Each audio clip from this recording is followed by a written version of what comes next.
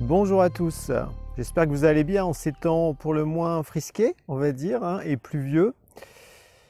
Donc aujourd'hui nous allons nous intéresser à la période qui s'étale entre le 1er et le 19 juin 2024, dans lequel le Soleil se trouve dans le signe des Gémeaux, tandis qu'en numérologie, nous sommes en année 8 et en mois universel 5 pour le mois de juin. Donc on va commencer par poser un peu le décor numérologique, puis après on fera les ponts avec le signe des Gémeaux. Donc ce qui relie l'année 8 au mois 5, c'est une sorte de dynamisme en fait, comme si les choses pouvaient s'accélérer, en bien ou en mal. Il y a ce besoin au fond de combattre pour les bonnes causes, de s'engager, d'utiliser son énergie, sa volonté, de ressentir aussi, on va dire, un feu intérieur pour une noble cause, pour un but qui va nous faire évoluer. Bref, c'est une période en fait où les choses vont bouger normalement, à la fois dans notre vie, dans le monde. Donc il peut y avoir une sorte d'accélération. Positivement, il peut y avoir une sorte de déblocage de certaines situations. Négativement, il peut y avoir comme l'arrêt carrément de choses devenues totalement obsolètes, pour vraiment comme mettre fin à des vieilles habitudes, à des vieux réflexes, à des vieux repères, des vieilles façons de fonctionner, pour vraiment basculer dans carrément autre chose. Donc ça nécessite de ressentir le courage en soi, d'avoir du courage, de la force pour avancer. Ça nécessite aussi d'avoir une certaine confiance dans la vie, parce que le printemps nous montre bien, la nature nous montre bien que, elle a 4 saisons, et que chaque saison a sa particularité, elle bouge, voilà. Même si on va dire pour le printemps en ce moment, alors, je dis ça, puis d'un coup il y a un très beau, il y a l'éclat du soleil là qui est présent. Mais en tout cas, il y a cette acceptation en fait que la vie est toujours en mouvement en fait. Et donc il faut accepter de rentrer dans ce courant de vie, ne pas résister, ne pas vouloir à tout prix être accroché au passé qui en fait nous durcit et qui a fini son temps. Donc il faut accepter comme ça de passer à autre chose. Donc c'est un très bon mois, en tout cas durant cette période, entre le 1er et le 19 juin, pour faire le point sur notre vie, sur qu'est-ce qu'il y a vraiment de vivant, d'évolutif, qui va nous aider à nous révéler aussi en tant qu'esprit, ou qu'est-ce qui est vraiment mort, figeant, cristallisé, et auquel on tient par insécurité parce qu'on n'envisage pas autre chose. Mais justement, il y a cette capacité durant cette période, au fond, à mourir à certains repères, à certains modes de vie en quelque sorte, pour renaître sur de nouvelles bases, à condition bien sûr de le vouloir. Parce que ce qui relie aussi le 8 et le nombre 5, c'est le libre arbitre. Est-ce que nous utilisons notre libre arbitre pour évoluer, pour avancer, pour aussi de ce fait prendre des risques, c'est-à-dire sortir de notre zone de confort, sortir des habitudes et puis nous engager dans une nouvelle aventure dans notre vie. Ça peut toucher tous les domaines de l'existence, je précise, ça peut être relationnel, ça peut être professionnel, ça peut être créatif, spirituel, existentiel, bref. C'est un mois où on nous invite au fond à ressusciter, à nous ouvrir carrément à autre chose, pour retrouver une flamme intérieure, un feu, et de là, hop, continuer d'avancer dans notre destinée. Mais c'est un choix. Est-ce qu'on veut s'ouvrir à ça ou pas? Donc, faut pas être au fond prisonnier des conditions extérieures, même si elles peuvent être lourdes, même si elles peuvent être difficiles. Non, il faut puiser en soi une force intérieure, l'envie d'évoluer, l'envie d'avancer en fait. Mais c'est comme s'il fallait au fond se sauver soi-même, arrêter d'attendre un miracle, arrêter d'attendre que les autres vont nous sauver ou la politique, tout ça. Non, c'est comme s'il fallait saisir sa force intérieure, prendre son courage à deux mains, comme on dit, et puis oser faire certains changements radicaux qui nous permettent vraiment d'avancer dans notre vie, de lâcher définitivement un bout du passé. Donc c'est vraiment une ambiance assez combative en fait durant cette période, durant le mois de juin en tout cas, entre l'année 8 et l'objectif et le mois universel 5. L'accent pourrait être mis aussi sur une notion de pouvoir, c'est-à-dire est-ce qu'on a le pouvoir sur notre vie ou est-ce que d'autres ont le pouvoir sur notre vie? Ça peut être des proches, ça peut être les hommes politiques à qui on remet notre pouvoir de décision, ou à notre chef si on travaille dans une entreprise, tout ça. Bref, il y a ce besoin de se dire, est-ce que je suis maître à bord? Est-ce que c'est moi qui tiens les rênes vraiment de ma destinée? Ou est-ce que je subis les contingences extérieures parce que à un moment donné, eh bien, j'ai remis mon pouvoir de décision à quelqu'un. Voilà, j'ai pas voulu prendre de risques, j'ai pas voulu, au fond, peut-être me libérer de certaines choses, parce que ça nécessitait de prendre des risques, ça nécessitait de faire un saut dans le vide. Et donc là, pendant le mois de juin, on peut être confronté comme ça à un cap à passer radical dans notre vie, qui peut nous faire peur, bien sûr. Donc ça nécessite au fond de mettre la lumière sur nos peurs. Et mettre la lumière, ça veut dire utiliser sa pensée, se poser les bonnes questions. Donc ça va bien aussi avec le signe des Gémeaux, qui est un signe relié au mental, à la pensée, au fait de chercher ce qui est vrai aussi. Donc voilà, 8 et 5, beaucoup de mouvements, possibilité de faire une sorte de basculement dans sa vie, ou dans le monde, peut-être qu'il va se passer quelque chose de super important. Donc il va falloir s'adapter, il va falloir redéfinir ses priorités, trouver des astuces, des solutions, bref, s'organiser pour justement continuer au fond de sentir notre liberté intérieure, de ressentir que c'est nous qui décidons vraiment de notre vie et non pas voilà, des gouvernements, des sociétés qui décident à notre place. Donc ça, c'est vraiment l'ambiance en fait globalement numérologique. En astrologie, avec le signe des Gémeaux, ben, c'est un signe qui invite à se poser des questions, à réfléchir, à partir à l'aventure, à découvrir la vie. C'est le signe de la jeunesse, donc des études, des formations, le fait d'expérimenter de nouvelles expériences, d'expérimenter un nouveau métier, des nouvelles activités, de faire du sport, de voyager. Bref, c'est beaucoup de mouvements en fait avec ce signe des Gémeaux. Donc positivement, ben, ça apporte une certaine fluidité, une certaine légèreté. Voilà. Mais en même temps, le grand danger, ça va être de fuir dans un monde imaginaire où dès qu'il y a une difficulté, ben, de prendre la poudre d'escompette, de ne pas vouloir s'y confronter réellement. Et entre le 5 et les Gémeaux, il y a cette grande faiblesse justement de vouloir rester adolescent, au fond de ne pas vouloir grandir, de ne pas vouloir faire face aux difficultés de la vie, parce que d'un coup, ça semble trop lourd comme insurmontable, donc hop, on préfère fuir. Soit on se barre carrément dans notre pays ou notre région, soit on fuit certaines personnes parce qu'elles nous mettent face à nos manquements, à nos faiblesses ou à nos défauts, tout ça. Et donc on ne veut pas oser se confronter, donc on préfère fuir, partir. Ou alors on va fuir sur Internet ou dans la drogue ou dans des paradis artificiels, dans le cyberespace. Bref, on fuit la réalité terrestre. Voilà. Donc là, c'est le grand piège, en fait, on va dire.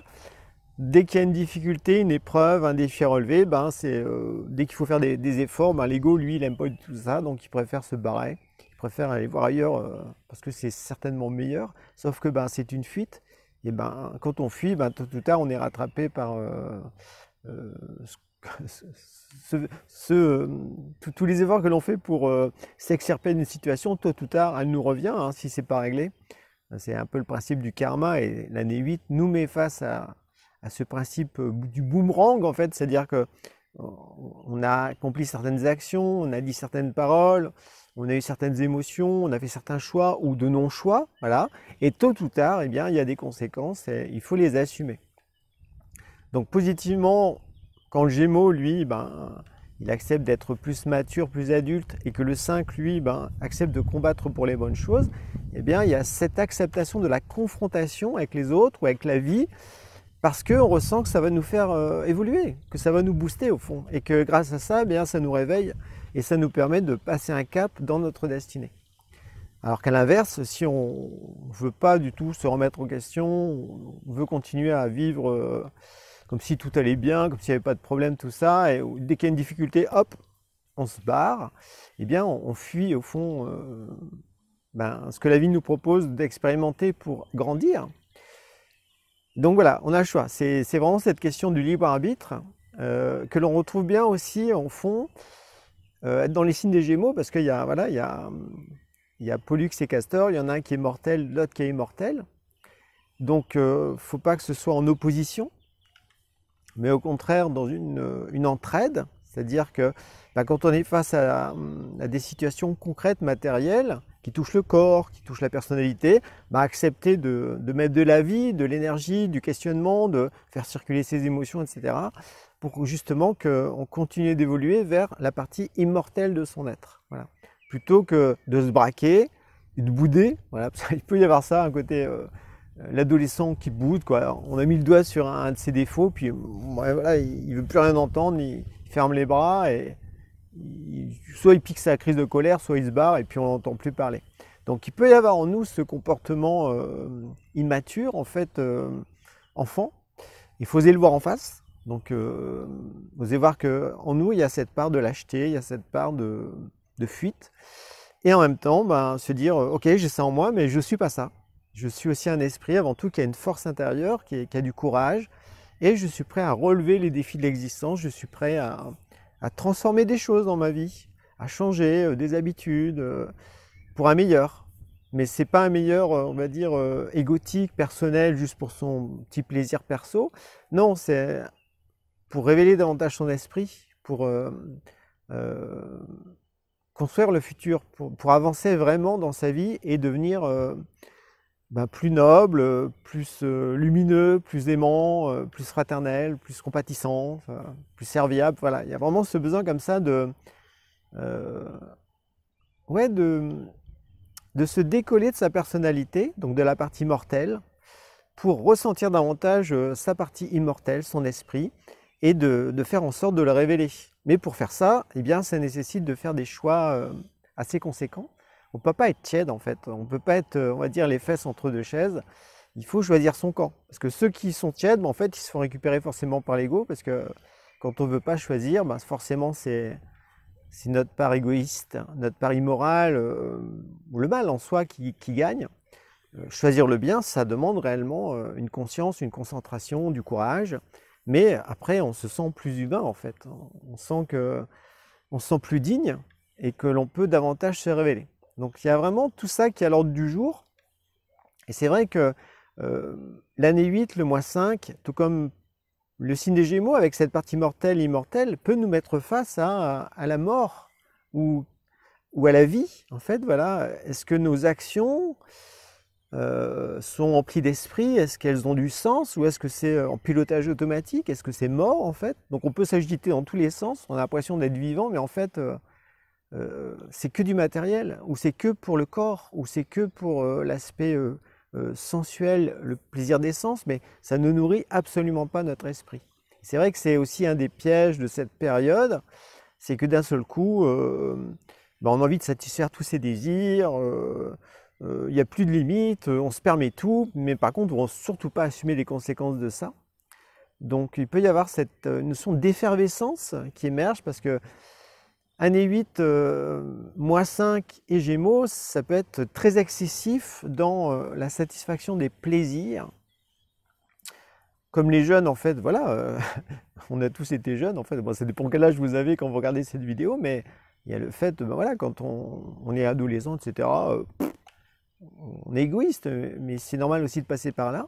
Et on veut tout près être libre, donc on ne supporte pas des règles de conduite, on ne supporte pas qu'on nous fasse des remarques, tout de suite on pique une colère, une crise, tout ça, puis après on boude. Et en fait, ça c'est l'ego en fait, qui s'exprime. Donc quand on est jeune ado, c'est normal.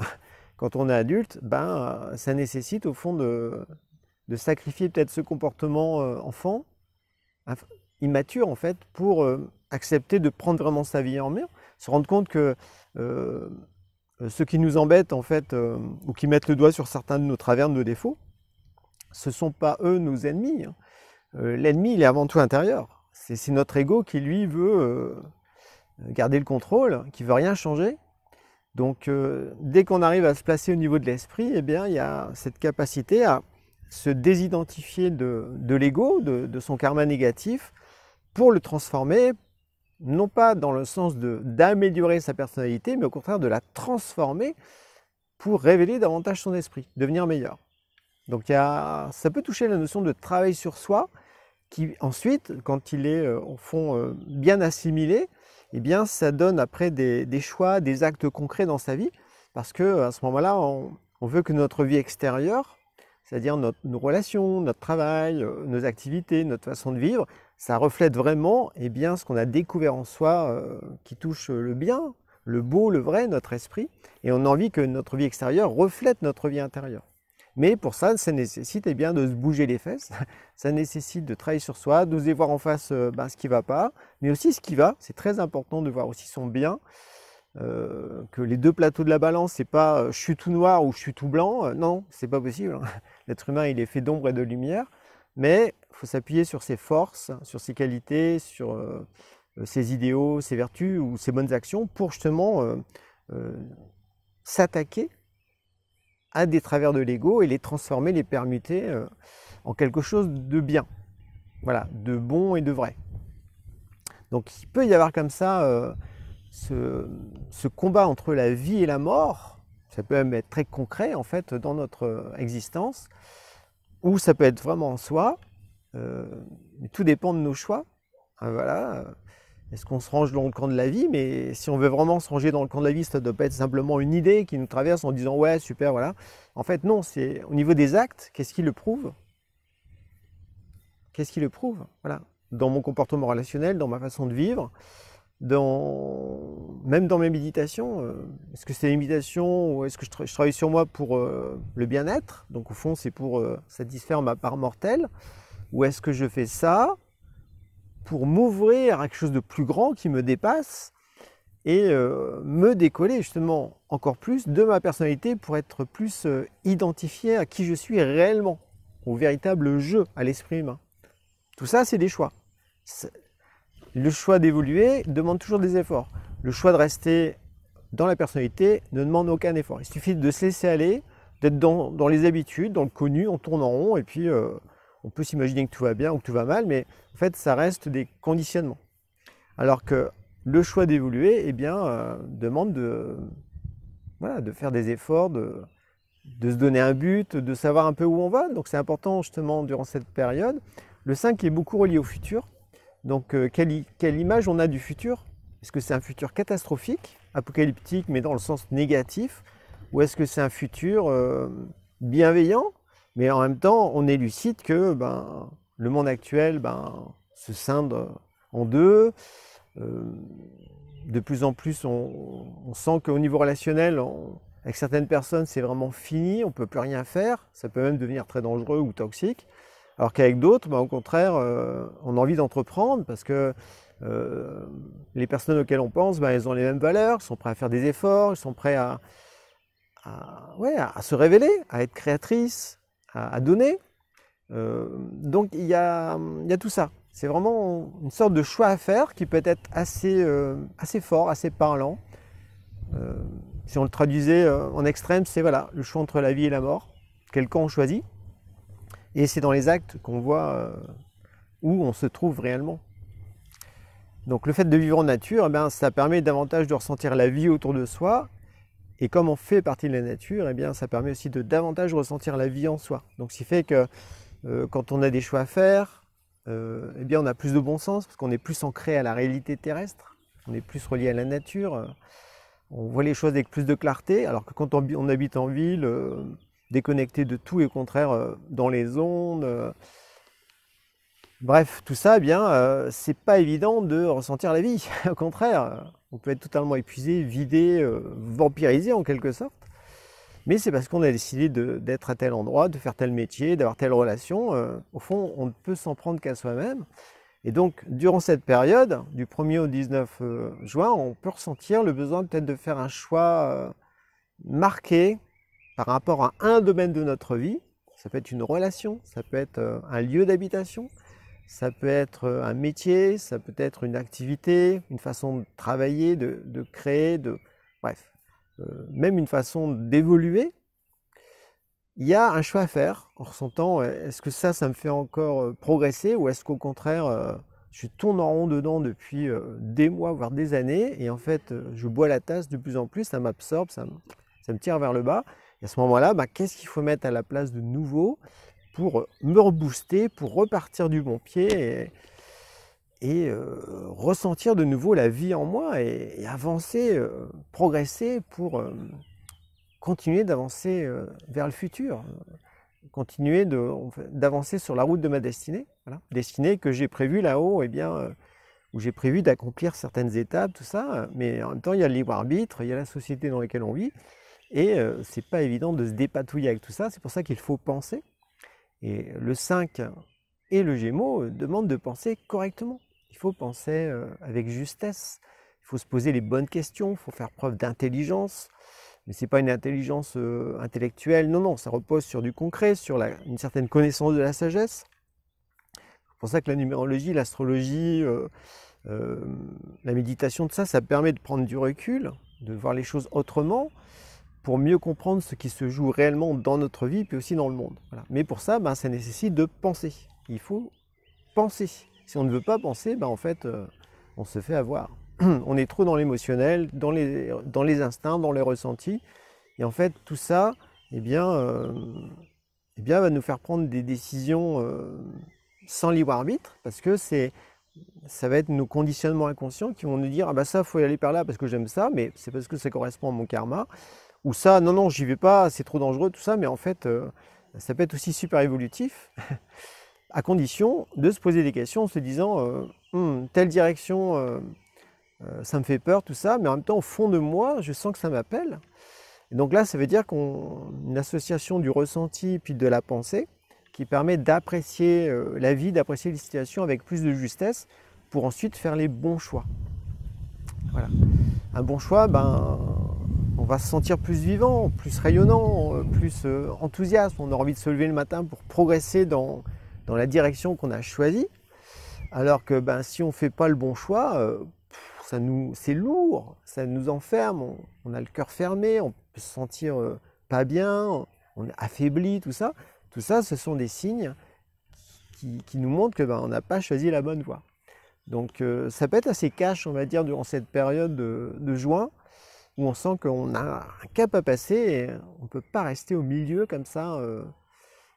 Il faut se positionner, puis comme rassembler toute son énergie, puis choisir le courant de vie, choisir la voie du bien, et non pas la voie de la facilité, la voie de la paresse, ou juste que des plaisirs sensuels, tout ça, enfin que du corps en fait. À ce moment-là, on s'alourdit, on est collé totalement à sa partie mortelle et on a oublié l'aspect immortel.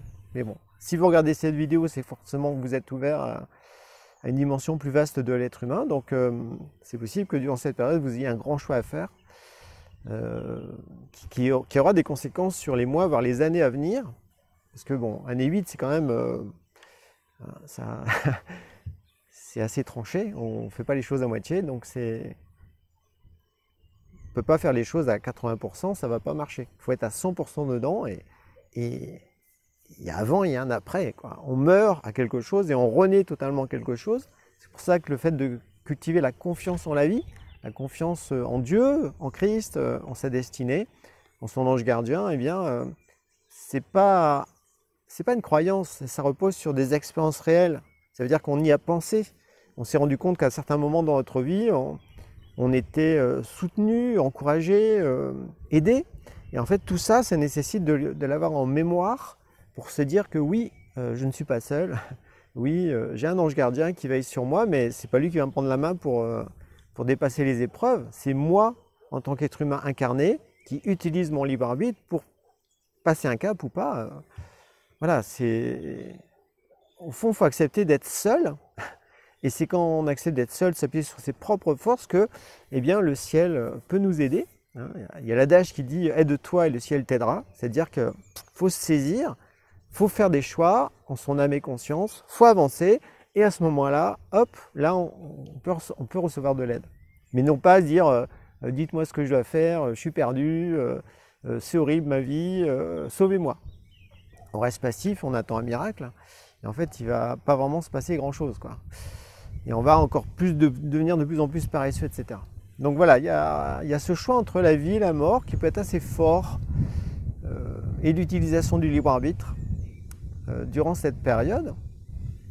Il y a aussi la nouvelle lune qui aura lieu le 6 juin, Donc c'est le soleil qui correspond à l'esprit, on va dire s'unit avec la lune qui correspond à la personnalité. Et dans cette aura-là, il y a aussi Vénus qui est là. Donc c'est Vénus, ça correspond à la partie sentimentale en l'être humain, à la façon de vivre ses relations. Et donc là, comme c'est en Gémeaux, c'est comme si l'esprit, le soleil, voulait insuffler dans la personnalité un nouveau comportement relationnel qui est plus moral, plus éthique, plus vivant, plus empathique. Et en même temps, ça nécessite que la personnalité elle soit transformée dans certaines de ses habitudes, de ses fonctionnements, pour arrêter de reproduire des trucs en automatique. Donc combattre aussi certains travers féminins, comme la jalousie, la possessivité, l'aspect cyclotimique, l'attachement. Ouais, une trop grande... une sensiblerie en quelque sorte, c'est-à-dire que tout nous touche et puis en fait on est perdu, on est trop dans l'émotion. Ça concerne à la fois les hommes et les femmes, je précise. Voilà, mais en tout cas, cette association Soleil, Lune et Vénus met l'accent sur notre comportement relationnel. Donc ça veut dire aussi qu'il y a peut-être un choix, un tri à faire dans son relationnel, un positionnement clair et net. Arrêter de faire comme si c'était comme avant, qu'il n'y avait rien qui avait changé. Alors on a bien vu que dans la société, là, depuis quelques années, beaucoup de choses ont été bousculées. Et donc au niveau relationnel, il peut y avoir une sorte comme ça de tri à faire dans son comportement, puis aussi concrètement, pourquoi pas. Parce que la nouvelle lune lance une nouvelle impulsion, et cette nouvelle impulsion, elle est dans l'énergie du 5, donc de la nouveauté, du futur, donc d'aller de l'avant, dans une année 8, où il faut mourir à certaines choses, pour faire naître en soi des nouvelles capacités, un nouveau potentiel, des nouvelles relations aussi, qui seront plus épanouissantes, plus réelles, plus évolutives. Voilà, donc durant cette nouvelle lune, aux alentours du 6 juin, il peut y avoir une sorte de coup d'envoi sur, voilà, il est temps de changer certaines habitudes relationnelles pour vraiment passer à autre chose. Sur quoi reposent nos relations? Est-ce que c'est mort? Est-ce que c'est vivant? Toujours la même question au fond. C'est valable dans tous les domaines. Est-ce que dans mon travail, je me sens mort ou vivant? Est-ce que je fais des trucs automatiques sans sens? Il n'y a aucun sens, c'est rien, mais c'est juste pour l'argent. Ou est-ce que dans mon travail, je me révèle davantage, j'apporte des choses aux gens, je vis des expériences qui me font évoluer? Ça peut être même pareil dans une pratique spirituelle.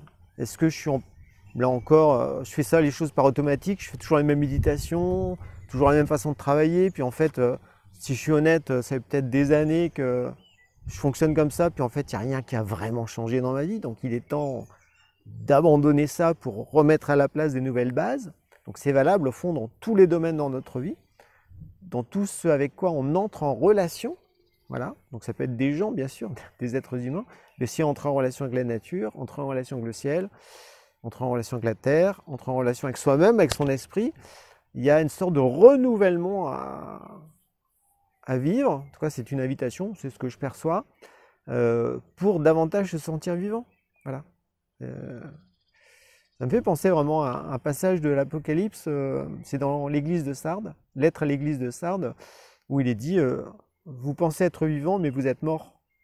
Raffermissez le peu de vie que vous avez encore en vous. Voilà, donc c'est à réfléchir. Donc si vous êtes branché culture chrétienne, n'hésitez pas à lire la lettre à l'église de Sardes. Je trouve que ça correspond bien à l'ambiance là de cette vidéo.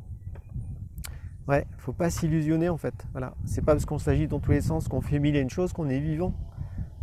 Pour être vivant, c'est la vie qui est en soi. Est-ce qu'elle s'exprime? Ou est-ce que c'est la personnalité qui, elle, veut tout contrôler? Elle veut surtout pas qu'il y ait un moment qui est du silence ou de l'immobilité, parce qu'à ce moment-là, horreur! C'est quoi ma vie là? Voilà. C'est pour ça qu'il y a des gens qui s'arrêtent jamais, qui ont toujours un emploi du temps overbooké, parce qu'ils ont très peur de s'arrêter. Ils ont très peur d'être face à eux-mêmes et là se rendre compte que toute leur vie c'est que du bluff, quoi. C'est une illusion, ça va pas. Et à ce moment-là, si on a le courage, on opère des vrais changements.